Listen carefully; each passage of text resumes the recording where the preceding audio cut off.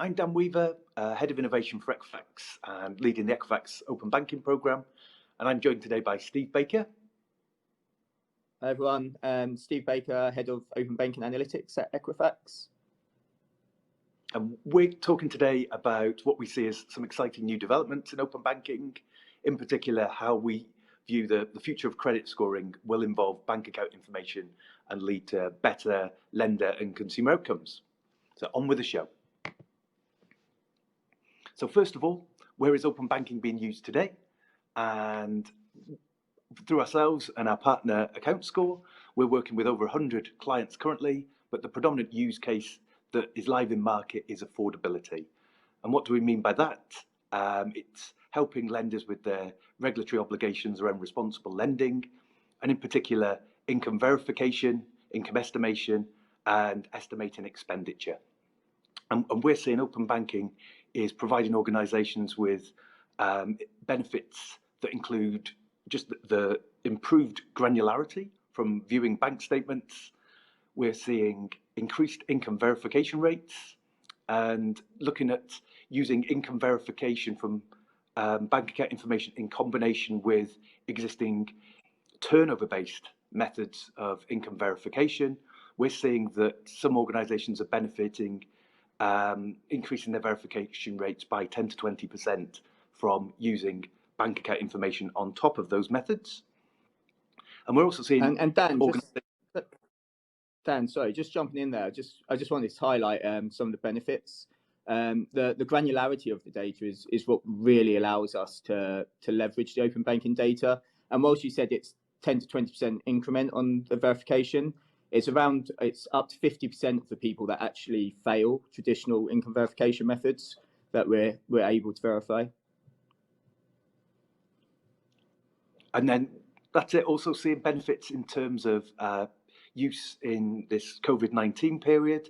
So using the bank account information to assess whether people are on furlough, and then as hopefully we, in 2021, we come out of the COVID scenario, I think that there's going to be benefit in obtaining that bank account information so that we can view a customer's income and salary payments as they move away from furlough and back onto full-time salaries. So proven benefits in affordability, but where is open banking heading next for lenders? And we see the key next challenge that we'd like to tackle is one of credit scoring. So what is credit scoring?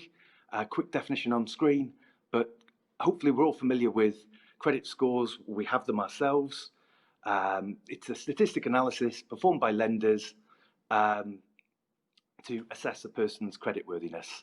So that there are lots of different scores in the market. Each of the credit bureaus has a number of credit scores. Lenders also develop their own credit scores. But the data assets that lenders are using to develop their scores today is pretty common in that it's centered around credit bureau data. So what does that credit bureau data look like? And I've just highlighted on screen kind of like the typical data sets. There are others as well, but these are the most common that lenders are using. And this data would involve looking at somebody's credit payment history. Are they up to date or in arrears? What different credit account types does a customer have? Mortgage, credit card, a personal loan. Looking at their balances and utilization, how long the credit agreements have been open. Are they making credit searches? So lots and lots of information on the credit that a customer has today. We do augment that with some other data sets as well that are listed there, but the key element of one's credit score is credit payment data. And you know, this has proven to be very successful because of its high coverage, high accuracy. It's very relevant, it's consistent, and we can build predictive models based off historical data and then implement these models going forward, and they prove to be very accurate. But is it perfect? And I don't think it is perfect, and that's where bank account information can help. So what information are we looking at using in credit scores from the bank account information? Just highlighted a few of the key components on screen. So within, if you take your own bank statement. The key elements in that are a person's income and salary. We can also see pensions, benefits. Then we've got the rent and council tax payments that are not included in a credit file, so we can view that information as well. We can see all sorts of other committed expenditures, insurance payments, utilities payments, subscription payments, and also looking at customers' cash flow and how they do they have money in their account, or is there a kind of deterioration in the cash flow over time?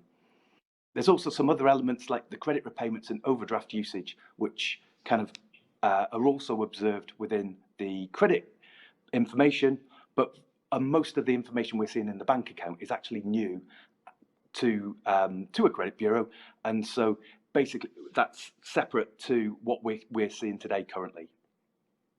And just like the credit information, the bank account information also has many of the same key data properties that you need in order to consider the data for statistical modelling.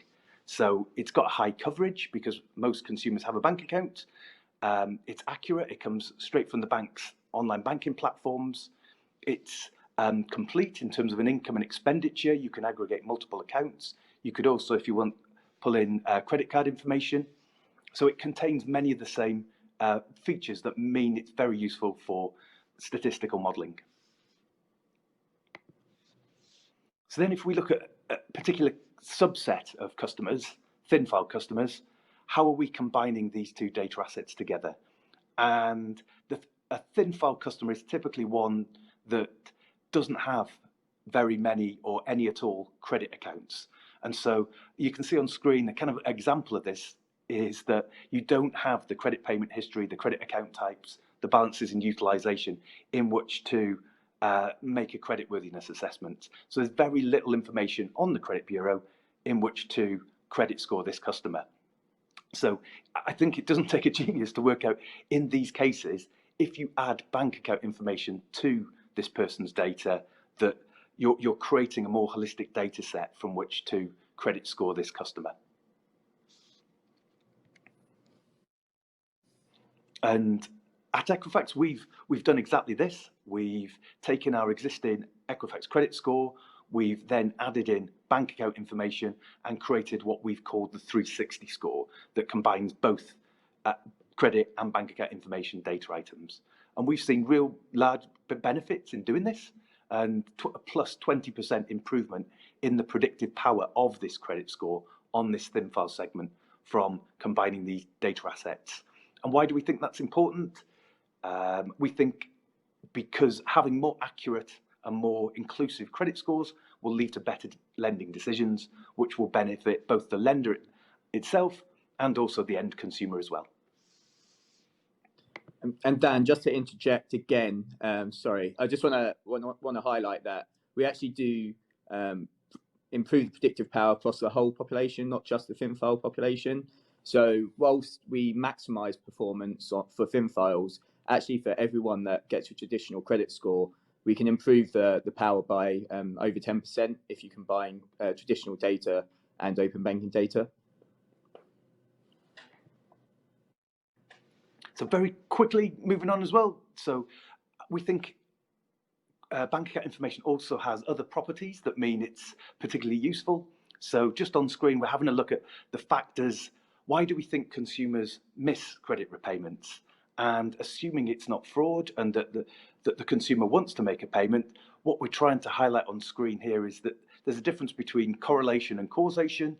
And in particular, the bank account information has more of those direct factors that we think mean, and you can identify that consumers could potentially miss those payments in future.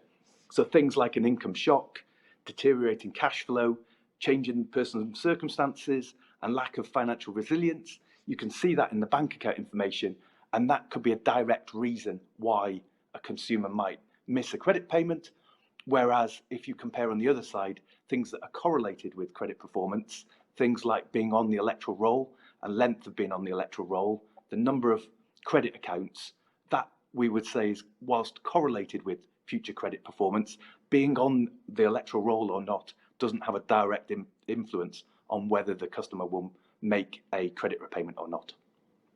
So we see more benefits beyond just thin file and moving to the full sample of population. So on that note, passing over to Steve to talk through a bit of characteristic analysis. Thanks, Dan. We've pulled some example characteristics that are hot topics at the moment, many of which feed into the 360 score that we've developed at Equifax. And before we jump into them, one of the important things that determine how predictive a characteristic is how easy it is to identify that attribute within an open banking account and how many people actually display that behavior. We'll come on to that a little bit as we work down this table. For those that are into their stats, before we were talking around Genies, so traditionally used to compare the measure of scores. Here we've used the information value, and basically it just allows us to rank the predictive power of individual attributes or characteristics depending upon what country you're from. Here, obviously the most predictive attribute that we've shown in the table is our 360 score. So the blend of both traditional credit scores and our open banking credit score. You can also see other traditional attributes such as credit card utilization, the time since that you missed a payment on the credit bureau, and the amount of time that you've been on the electoral roll. All significant characteristics and highly ranked in their predictive power. What you then see is in the open banking characteristics, the one that really stands out is individuals' monthly income, how much money they've got going into their account, how much they're earning, and that's by far the most powerful attribute that we see, outperforming many of our credit characteristics. And when we go to some of the other attributes, so some of those behaviours and payments that we don't traditionally see on a bureau, council tax, rental payments, subscription streaming services, and then payments for savings, ISAs, and then another predictive one which we managed to see in open banking data is returned payments or bounce payments or overdraft charges or any type of negative payment within your open banking data is also very predictive of, in this case, a bad credit risk. A lot of these other observing payments such as rental savings, council tax are all very predictive of positive credit risk. So you do get both of these nuances of trying to separate the good from the bad consumer. I'm jumping on to the next slide. When we create a score from these, we put them all together and combine our open banking score and our bureau score. And whilst before we showed the performance on the thin segment, we've broken this out into a couple of other segments. What we traditionally do in the bureau is we'll have multiple subpopulations of consumers. We group similar consumers together. Here we've taken a simplified version, so consumers that historically have never shown any past serious derogatory behaviour. That would be they've never defaulted on a product, they've never had a CCJ. Consumers that are thin file. In this case, we've used a broad thin file. You've got less than 5 years credit history, less than 3 accounts on the bureau, and then everyone else we've called clean. And here you can see that combining the two data assets and the two scores adds a lot of power across all of these different segments. And while that's important for a lender, it's also very important for a consumer. What we do see is we can actually enhance over 50% of a consumer's credit scores, and 20% stay about the same and around 30% decrease.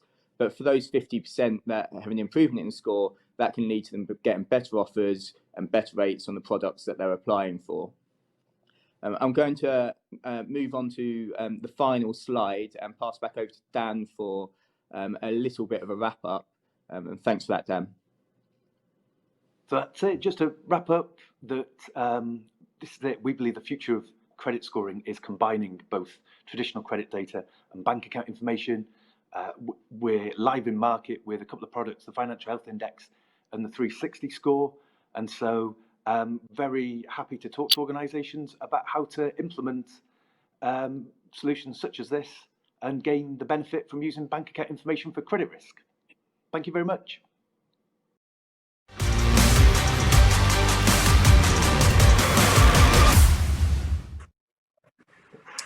Hi everyone, and thanks for joining us for the second session on the main stage today on day 3. Delighted to be joined by both Steve and Dan from Equifax for live Q&A. Good morning, gents. How are you? Good, thanks. Very good, thank you. Perfect. There's quite a few questions for us to get through, so I'm going to dive straight in. Steve, I think you're probably best placed to answer this, and Dan, chip in if required. Are there examples when a consumer would score worse than their traditional score when account data is added? In what circumstances might this happen, i.e. which new account metrics? So Steve, I'll come to you first, my friend. Cool. Quick answer, yes. And I'll get on to the long answer now. So the good thing about any data asset, as well as all of the stuff that Dan spoke about around coverage, accuracy, is the ability of that data asset to have positive and negative identifiers within it. And what this means is, if I'm an analyst at a lender, I want to make the best lending decision. So I want my score to accept or reject people based on the probability of them going bad. So I want my score to best reflect an individual consumer. In open banking data, we have the positive attributes such as making payments back, but then we do have a lot of negative attributes such as missed payments, overdraft charges, returned payments. One of the big benefits of the open banking data is it's real time. So quite often this will highlight gaps in traditional data. So that 4-week time horizon that you may have from a traditional bureau score, you can close with the open banking data. So if there's been short-term high-cost lending taken out, and those sort of negative indicators can highlight that there's a increased risk of default, and so your score would decrease. And just before I finish, I'd like to say, whilst we have developed our score so that it does increase and decrease, and we've sort of enhanced our credit application score, we can actually enhance any score, and it's really up to the lender to decide whether they want to reflect the negative aspect in the sort of enhanced score or just show the positive. Thanks. And Dan, anything for you? Nope, all good. That's good, because I'm coming to you next, Dan, on this next one. So thanks for that, Steve. So this one's coming at it from a collections perspective, both from looking at kind of debt collection agencies and then internal collections teams, potentially within the lenders themselves. What's your view on debt collection agencies or collections teams utilising open banking data when doing I&E checks? Is it being utilised enough? And what's the future there, I guess, is probably the question being asked. So over to you on that one, Dan. Yep. So, we've had a number of successes in that space to date, and absolutely we're engaged with lenders and their collections departments. We're also looking at the payment holidays as well as collections. I'm also talking to the likes of the debt charities and DCAs as well about implementing open banking for automated I&E. And so absolutely, I think it has a big role to play in that it can take the complex standard financial statements, and if we can simplify that for the end user, and by pre-populating some of the items from use of both open banking and the credit report, I think there's big consumer benefits in doing that. And we're starting to see that at the moment. And so some of the clients that we're working with, we're reducing what can be a complex for standard financial statement form that can take up to hours to fill in, and reduce that to minutes. So from the operational side, it really does reduce the time, makes it easier for the customer. It's not going to be for everybody, but we're seeing real engagement. Probably about 50% of people that are offered it want to use this automated open banking service to help pre-populate and automate their I&E. So I think it has a big role to play. Is everybody using it at the moment? No, they're not. But I think, you know, that the initial signs, use case and benefit statements for both consumers and collections departments is proving to be substantial. So I just see the take up increasing. Great stuff. Thanks, Dan. I'm probably going to come back to you on this next one as well. So we've discussed then kind of the I&E elements and ultimately how that can be utilised a bit more broadly across financial services. And we've also discussed how utilising open banking data can not only have a positive and a negative impact on a consumer's profile. I guess a more broader question then, in terms of kind of the markets that you're serving, be interesting to someone's just mentioned, you know, which markets are you currently active in, and I guess where are you seeing kind of most success right now? Yeah. So thinking about that one, so if we take all of, you know, Equifax's core business, we're in data aggregation, platforms, decisioning, analytics. Open banking is our leading product, working with our partner account score. So we have more kind of like leads with more clients in open banking than we have for any other Equifax product at the moment. So I really do think we're seeing the mass take up and adoption of open banking. Not everybody's yet live with open banking, but pretty much everybody that we talk to in every market has an open banking plan, strategy. They're working through that. Some are undertaking proof of concepts. Others are moving from the proof of concepts to API integrations and real-time automated decisioning. So in terms of the markets, I think it really is, you know, it covers everything, all of the markets Equifax deals with. But some of the early mass adopters, I would say, are auto finance, where particularly for income and expenditure, we've seen good penetration of that market. But in terms of all finance, cards, loans, mortgages, we've got real examples for each of those markets that we're live working with clients. You know, also live with credit brokers as well. So a consumer looking for a credit option, they can consent to share their bank transaction data with the broker. The broker can find and identify the best deal for them. So we really have got everything sort of like, you know, from top to bottom. But in commercial lending, I suppose, there's one thing we've not really spoken about today, but we've got a number of clients that are live combining credit information, open accountancy data and bank account information, same kind of use cases of making better lending decisions and just working out the income and expenditure of a business as well as the consumer. So that's it.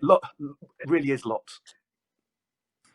Great stuff. Thanks, Dan. I think it'd be interesting as we go into next year, you know, as we look at that curve of open banking adoption across multiple products, either through necessity because of you know, the pandemic, or through innovation. So really keen to keep an eye on your journey as we go into next year. So to Dan, to Steve, and the broader Equifax team, many thanks for taking the time to join us today, and we look forward to welcoming you back to an event soon. And to our audience, you now have the opportunity to choose between the other 3 stages if you have a VIP premium pass. So many thanks all, and take care.